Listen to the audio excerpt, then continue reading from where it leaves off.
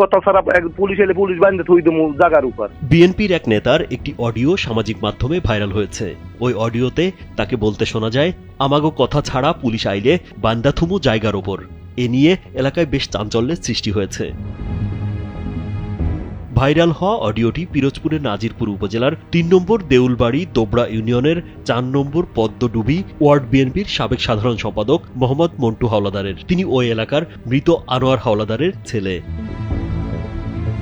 জানা গেছে, সম্প্রতি অনলাইনে জুয়া খেলাকে কেন্দ্র করে স্থানীয় জুয়ারি চক্র মহলের দালাল বিএনপি নেতা মোহাম্মদ মন্টু হাওলাদার গত ২১ জানুয়ারি হায়ুল ও তার ভাই কায়ুম নামের ২ যুবককে পিটিয়ে জখম করে। বিষয়টি নিয়ে হায়ুল নাজিরপুর থানায় একটি লিখিত অভিযোগ করে।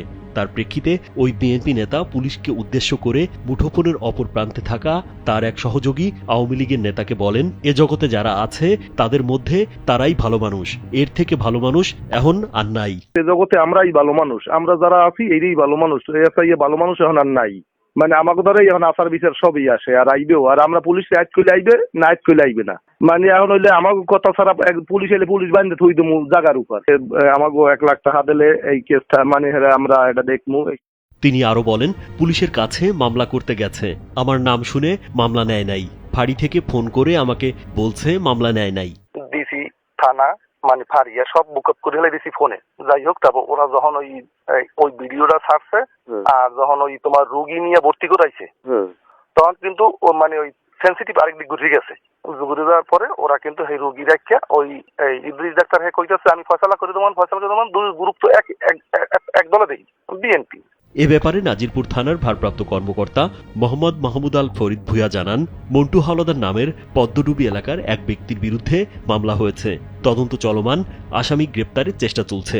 মন্টু হাওলাদার নামে একজনের বিরুদ্ধে পদ্মডুবি, তার বিরুদ্ধে একটা নিয়মিত মামলা কয়েকদিন আগে আমাদের রেকর্ড হয়েছে। ২৩ তারিখে মামলা তদন্ত এবং আসামি গ্রেপ্তার প্রক্রিয়া আমাদের চলমান আছে। আমাদের ডিসিএসপি থানা ম্যানেজ বা বিভিন্ন বিষয়, তো এটা তো আসলে ব্যক্তি বিশেষের যে মন্তব্যের যে বিষয়টা, এটাও আমরা খতিয়ে দেখছি। এটা অবশ্যই আমরা এই অডিওটা খতিয়ে দেখব এবং আইনের ঊর্ধ্বে তো আসলে কেউ না। ওই একই নেতার আরও একটি ভিডিওতে দেখা যায়, নাজিরপুর পল্লী বিদ্যুৎ অফিসের কর্মীরা লাইন পরিষ্কারের জন্য তার বাড়ির সামনের গাছ কাটলে তাদেরকে হুমকি দিয়ে বলেন, গাছে ডাল জড়াইয়া দিয়ে যাবেন, আমার নাম সহ বলবেন যে সে বলেছে, আপনি অফিসে ফোন দেন, না হলে যেতে পারবেন না, আপনাদের গাছের সঙ্গে বেঁধে রাখবো। পল্লী বিদ্যুতের কর্মী বলেন, হাজার হাজার মানুষের গাছের ডাল কেটেছি, কেউ কিছু বলল না। তখন মন্টু বলেন, আমি হাজারের মধ্যে একজন।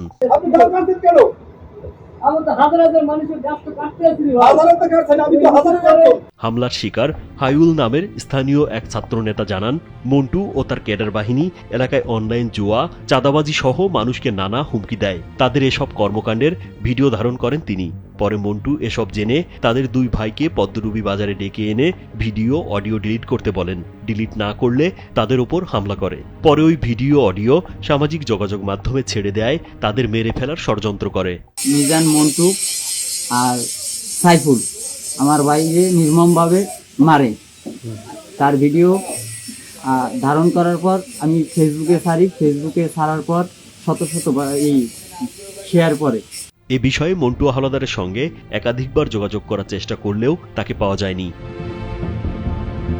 রাজীব বিশ্বাস, কালবেলা।